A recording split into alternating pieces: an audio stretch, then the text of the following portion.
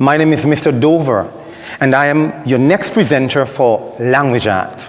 Today begins a series of things that we're going to do together. But before I begin, I'd like to shout out my nephew. His name is Keandre McCoy, and he always watches the content. Keandre, hello, what's up, boy? Good, continue watching, and invite all your friends to watch. As I said a while ago, we're going to begin a series. The series is called Figures of Speech, all right? Today, we're going to do a particular figure of speech. Look at the screen intently, and you're going to see a globe. The globe, the earth, it is smiling, isn't it? Good. Now listen. Look at the sentence next to the globe. It says, "The earth has swallowed up my dreams." I want you to think about that sentence. The earth has swallowed up my dreams.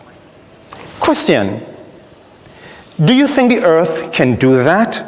Now that's an indication of where we are going in our lesson. It is an indication where we're going in our lesson, right? Now, I want you to look at another picture for me. Good. Look at those children. Imagine yourself as one of them. Which one are you? The one on the right or the one on the left? Nevertheless, you're one of them. Good. Look at that picture of the steaming, hot, yummy pizza. Okay, yes, you focus on that pizza. Look at the speech bubble. Now think about something. When you see speech bubbles in writing, what comes to your mind? That person is talking. Look at the pizza. Yummy.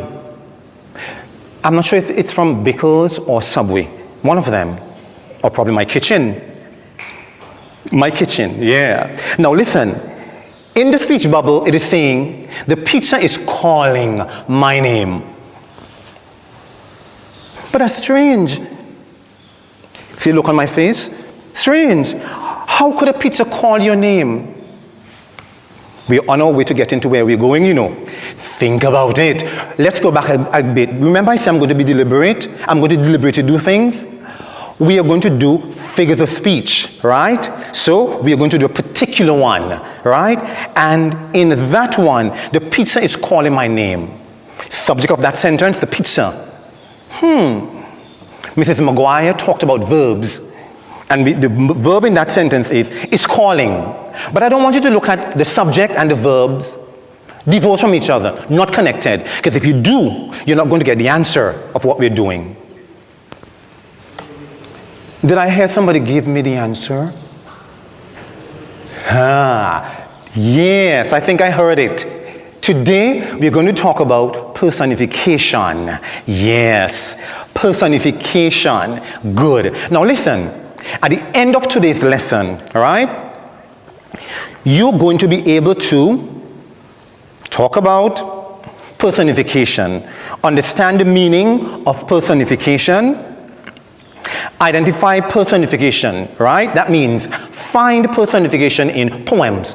I'm going to give you a poem later down in the lesson. So you're going to find personification, how it has been used in the poem. And let me just take you a bit further. Remember, you cannot look at one thing and not the other. You've got to look at both of them together. The next thing that we're going to do is you're going to tell me one reason or two reasons or three reasons why you think that a poet may use personification in his or her writing. And finally, you're going to use personification to bring simple, dead, mundane, boring sentences to life. Good? Right? Good. So we have four things that we're going to do today. Let's get on with it. Now, the first thing that we said we're going to do is to talk about the meaning, understand the meaning of personification. On your screen, you will see the meaning of personification. Before you go to the meaning, look at the word personification. You notice what Mr. Dover did? Part of the word is colored. That gives you a clue. The other is left blank. That's quite all right. But the first part gives you a clue of what it is. Nevertheless, boys and girls, let's get into the meaning. Let's understand what it means. Now, personification is giving human trait or quality to something that is not human, something that is inanimate, something that cannot do what humans can do, is not a human. So inanimate things are like animals, objects, concept, ideas you have in your brain, in your mind. Those are things that are not human, right? So personification gives human qualities to those things, human characteristics. Now I'm giving you a lot of words, and probably you know what they mean. But remember I said I'm going to be deliberate? Yes. So let's understand what characteristics, qualities, traits mean. Now, those are things that only humans can do. Things that humans will do that will identify them as a human. Example, talk. That's what humans do. Good? Right? Hug, showing love. That's a trait that humans do. Trait, quality, characteristic. Right? So you're taking those things and you're giving them to things that cannot do them. That is personification. Think you understand? Good. Now, moving on. Now, the next thing, we are going to now find out how can personification be written? How do we identify personification? Remember that was one of our objectives, right? Good. Now, personification can be written. I'm sure that you're reading your screen. It can be written by using a verb. And I want you to connect, go back. You may not have looked at the lesson before me, but it all connects. Everything is connected. Mrs. Maguire did verbs, and now I'm telling you about verbs. So everything connects. So, personification can be written using a verb or action that is normally performed by a human and have it being performed by an inanimate object. So listen, when you read, and you read a sentence in a paragraph, in a story, and you're reading and you realize that the action word, the verb that should have been performed by a human is being performed by a chair. The chalkboard, the pizza that we talked about, remember that pizza, a yummy pizza? Right, that is personification being used in the writing. Now listen, you'll see two boxes on your screen. Let's deal with the first one. The leaves danced their way through the lawn. Let's take our time to understand that sentence. Remember that I said you can't look at one thing without looking at the other to get personification really. So listen, subject of the sentence, yes. Did I hear you say the leaves? Yes, it is. The leaves. What did the leaves do? Danced. Good. So to understand personification, you can't really look at one without the other. They must be looked at together. So, let's go to the sentence. The leaves danced their way through the lawn. So tell me, what is the verb that only humans can do in that sentence? Did you say danced? The past tense verb? Yes, it is. Good. So let's go. What in that sentence is acting on or performing or doing the action? I'm waiting. Did you say the leaves? The subject? Yes. Good. So listen. Say, read for me. Say, the leaves danced. Just stay right there. The leaves dance. Remember, you can't use one without the other. The leaves dance. Ask yourself, can leaves dance? But listen, saying the leaves dance, how does it make that sentence sound? It brings it alive, doesn't it? It makes it, as opposed to just saying the leaves were blown through the lawn, right? A boring sentence. So, listen. The leaves danced their way through the lawn. Only humans can really dance. Don't expect me to dance, I can't dance. But saying that the leaves danced is giving the leaves human-like qualities that are only reserved for humans. Good personification right there. Look at the leaves, they're dancing. Let's move to the next picture. Now this one is a doozy. If I don't help you with this, forgive me because I'm old, but I'll try. The car's engine, no, you're safe. Don't bother, you're safe. You're way in TV land and I'm right here. Can't pass anything to you. The car's engine coughed its last breath. The car's engine coughed its last breath. Subject of the sentence. Did you say the car's engine? Yes. Verb, coughed. For us to understand the personification, could we take one without the other? What did Jerry say? Jerry said no. So Jerry, you're right with me. Keandre, you're right with me. Right. You can't have one without the other. So let's read the subject and the verb. The car's engine coughed. Let's just stay right there. We'll go to the end of the sentence in a while. The car's engine coughed. Can an engine cough? No, it can't. But listen, just saying the car's engine coughed tells you something. What does it tell you? Yes. Did I hear somebody tell me that it's about to die? And in Vincentian talk, we say it's about to kick its bucket. Die. Yes. Idiom. That's for our next lesson. So the car's engine coughed its last breath. And just thinking about that part of the sentence, the predicate, its last breath, it tells us it's about to die. So the sentence becomes interesting. Now, the car's engine, I'm going to use a big word, which I'll talk about later on. The car's engine becomes personified as a person because it's coughing. Right? It's the last breath. It's about to die. Personification. Because engines cannot cough. Let's go to the next one. The carved pumpkin smiled at us. You know what that making me think of? Halloween. The carved pumpkin smiled at us. If you see a carved pumpkin smile at you, please run to the hills.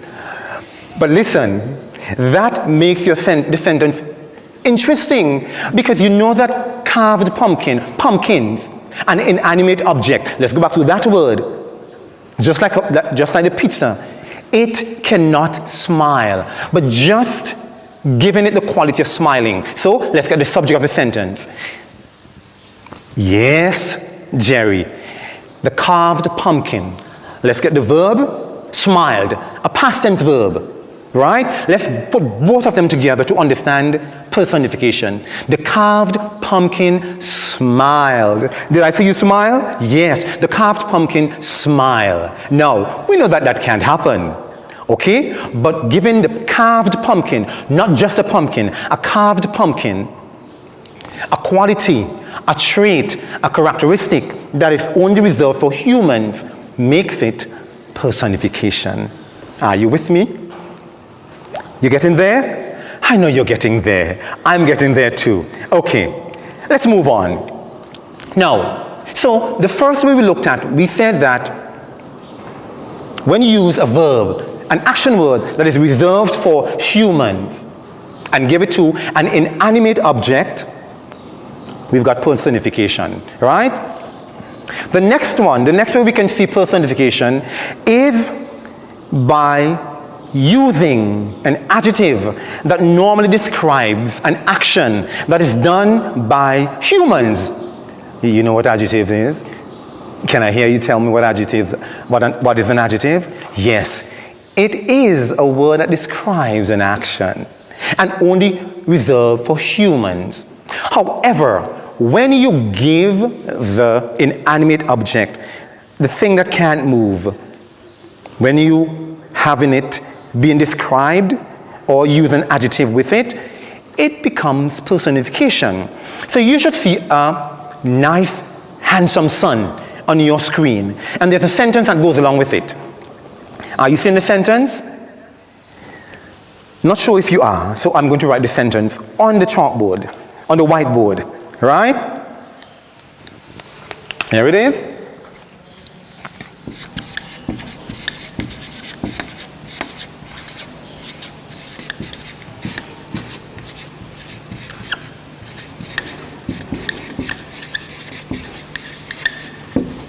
the clouds. Good. The happy sun peeked through the clouds. Now, remember we say that we are using adjective to make inanimate object become a person. Good? So, what do you think we're supposed to identify? And I told you all our lessons are connected. Ms. Maguire talked about nouns. Earlier on, Ms. Martindale talked about things around the house. So, those are nouns. Now, let's first find the noun in the sentence. That is the subject of the sentence. Stacey, what did you say? Did you say sun?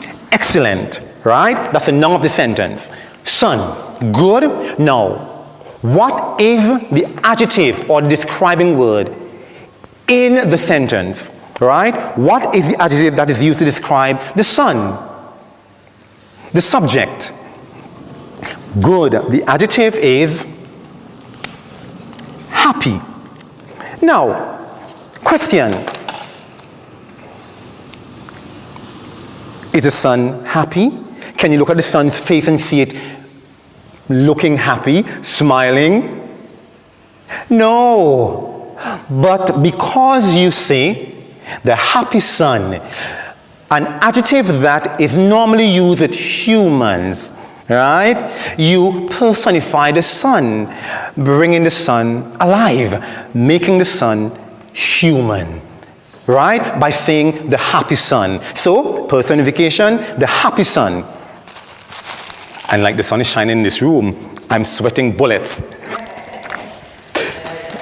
Forgive me, I have to find myself a while. Right, the happy sun peeked through the clouds. Now let's say the sentence in its entirety to really understand. So, subject, the happy sun. Adjective, happy. Happy, bringing sun to life, personifying, making sun human. The happy sun peeked through the clouds. If you're wondering what this word means, it's just a fancy word for look through. Right? It's just a fancy word. So, the happy sun peeked through the clouds, right? Coming up in the morning, peeking through the clouds, telling you, it's time to wake up, right? Happy sun, personification. Are you getting it so far? Good. So, let's backtrack a bit. One, personification is when you give inanimate objects human-like qualities. Now, we talked about using adjective that is reserved or only humans can do and giving it to inanimate object, thus bringing them alive. When I say personifying, bringing them alive. Now, let's look at another way in which we can identify personification in writing, right? The next one is when you give masculine or feminine gender to inanimate object. Now look at this sentence, right, on your screen. Look at that mirror, right? The mirror is lit up, right? It is lit up. Good. The sentence says, the mirror is alive. She glared at me. The mirror is alive. She glared at me. Now, you'd notice that the word she is underlined. She is a pronoun, right? So when you question, before I go to tell you that, what is she referring to? You know, sometimes when you do reflexive pronoun, an example, I made the cake myself. I can bake. I made a cake myself. Myself refers back to I, reflexive. Now, in that sentence, we're using she. I'm going to use she as a reflexive pronoun by asking you, what does she refer to? Good. Now, did you say she refers to the subject, which is the mirror? Yes. Now, question.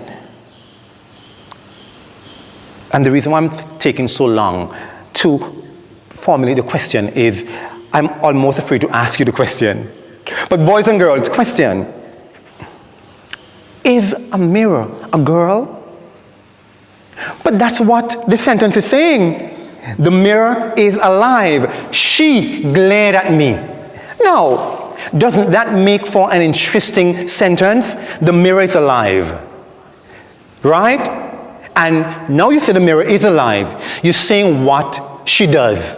So making it alive, making it human, right? You're not only saying that the pronoun she, right, is reserved for the mirror, but you're also saying that it is doing something. It's glaring at you. Don't be scared by my eyes. It's glaring at you. Look at how it's lit up. It's looking intently at you. Now, is that sentence interesting? I think it is. So, the mirror is alive. She glared at me. We have to take that sentence in its entirety, the entire thing, to understand personification. The mirror is alive. She. So she refers to the mirror. The pronoun she refers to the mirror. Are we getting so far? Yes. Now listen. We are moving on. Remember, one of the objectives that we talked about was that we're going to identify personification in a poem. Now, you're going to see a poem on your screen, right? It's called The Frowning Cliff. The Frowning Cliff. Notice the change in my voice? See the picture? Let's focus a little bit on the picture. A little while on the picture. How does the cliff look? Gosh, yes. It looks sad, doesn't it? That's why the poem is called The Frowning Cliff. Let's get into the poem. Okay, so I'm going to read for you. We're going to read it twice. I'll read first, and then you and I will read together another time, so we can really get to understand the poem. Here goes. The sea has a laugh, and the cliff has a frown. For the laugh of the sea is wearing him down. Lipping and lapping, frown as he may, the laughing sea will eat him away. Knees and body and tawny head, he'll smile at last on a golden bed. Do we take that again? I think so. The sea has a laugh, and the cliff has a frown. For the laugh of the sea is wearing him down. Lipping and lapping, frown as he may, the laughing sea will eat him away. Knees and body and tawny head, he'll smile at last on a golden bed. Question. On your screen you'll see a question. The question says, why do you think the poet used personification? I want you to think about that question. Let that question guide you, right? Why do you think the poet used personification? Good. Now let's go through the poem and find where personification is clearly shown, right? Remember, you can't look at the subject alone or the verb. They must be looked at together to really understand personification. Okay, so think about it. Let's go. The sea has a laugh. Anything in that sentence? The sea has a laugh? Yes, the sea has a laugh. Can a sea laugh? I'm sure that you're saying no. But in my poem, well, not really my poem. In the poet's poem, right? He is saying the sea has a laugh. And that makes the writing interesting. Now listen. Let's take a next one. And the cliff a frown. The sea has a laugh, and the cliff a frown. That second sentence right there, the second part of the poem that tells you that the cliff has a frown is showing personification. I know laugh is easy for us to understand, but what does frown mean? When someone frowns, your mommy frowns, your dad, yes, they are upset with what you've done. Their face goes down. They don't have a smile. Yes. So a frown. So the sea has a laugh and the cliff has a frown. Right? Personification. For the laugh of the sea is wearing him down. The laugh of the sea, right, is wearing the cliff down. When you say the laugh of the sea, what does that mean? Does that really mean the laugh of the sea or the swells breaking and knocking against the cliff? Right. Yes, it is. So all that is wearing down the cliff. Let's continue. Lipping and lapping, frown as he may. He. Remember we say that we are going back. We are being deliberate, right? We are going back. Remember we said that you can identify personification when inanimate objects are referred to by pronouns. So, frown as he may. He. In the poem, who is he referring to?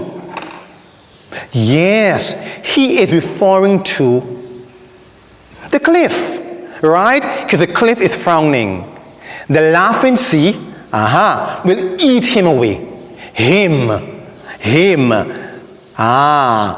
refers to the cliff, right? So you're treating the cliff and the sea as if they're human. What word did I use? Personifying them, bringing them alive.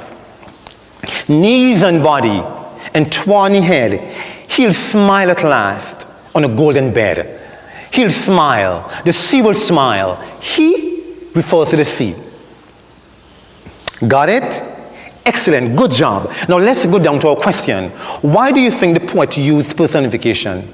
I'll give you a few moments to answer that question. You're seeing the question being highlighted for you. I want you to listen to my answer, right? You give me your answer. Did I hear you say that the poet used personification so that the words could jump off the page? You did?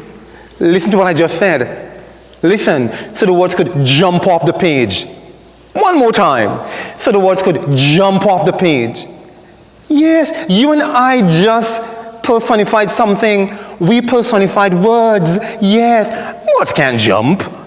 Right, very good job. So that the words could jump off the page. And it makes the writing even more exciting. Right? Yes. So when poets use personification in sentence, when poets use personification in poems, not sentences, my apologies.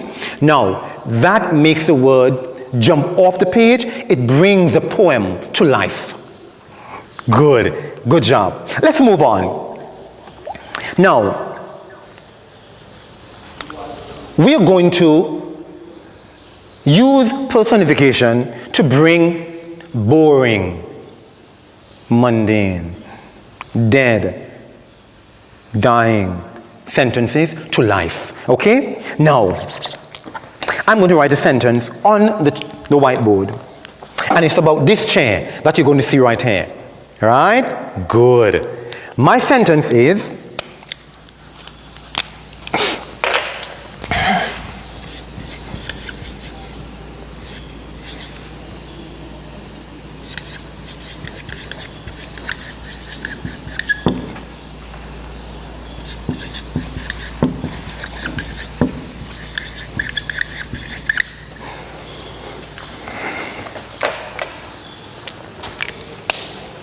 the lonely chair is in the corner.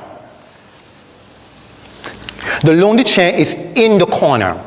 Right? Good. Right, you're seeing the chair. Let's look at that sentence. First of all, like we've always done, find the subject. Yes? The subject is the lonely chair. Right? Good. Where's the lonely chair? In the corner. Predicate is in the corner, right? Does that sentence sound interesting? No, it doesn't, right? Now, let's bring that sentence to life, right? Good. I'm going to do some additions to this sentence. So, Take out that. Do that. Just that one little word. The lonely chair sat in the corner. Right? Good. Now, the word sat, right? All by itself personifies the lonely chair, bringing it to life. And if we really focus on lonely, lonely also personifies a chair, right? Because only humans can really be lonely, alone. So we have two things that really bring the chair to life, to human, make the chair a human, right? Lonely, telling us that the chair is alone, and sat in the corner. Both words personifying or bringing the chair to life. Good? Now here, this is your chance to show me what you've learned so far. Now listen what you're going to do. You're going to see some sentences on the screen, and I'm going to give you a few moments to bring those sentences to life. Right? Good. Now, the first sentence is, the lightning flashed in the sky. Second one, my alarm clock gets me out of bed every morning. The last one, the flowers in my garden need water. Now, I'm going to give you just a few moments to bring those sentences to life. Okay?